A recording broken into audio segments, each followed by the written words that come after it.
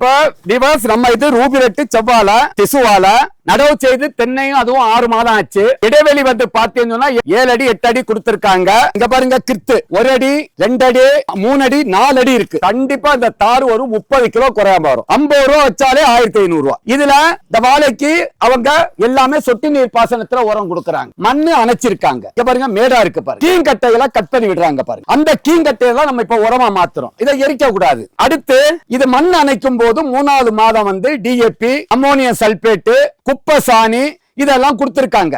இன்னும் இது 2 மாதத்துல 8வது மாதம் கெட்டிக்கார வாழை 8வது மாதம் தார் வந்துடும். அங்கிட்டு 3 மாதம். ஒரு வருஷத்துல செவ்வாழை நமக்கு தென்னை விவசாயிகளுக்கு ஒரு லாபகரமான ஊடுபயிர். ஒரு வருஷம் தான் போடணும். அதுக்கப்புறம் சூரிய ஒளி தென்னங்கண்ணுக்கு படுற மாதிரி பாருங்க. நிழல் தென்னங்கண்ணு இருந்தா தென்னங்கண்ணு வளராது, பூச்சி நோய்கள் தாக்க ஆரம்பிச்சிடும். அப்ப ஐயா என்ன சொல்றாங்கன்னா இடையில இருக்கிற ஒரு வருஷம் எடுத்து விட்டுருங்க.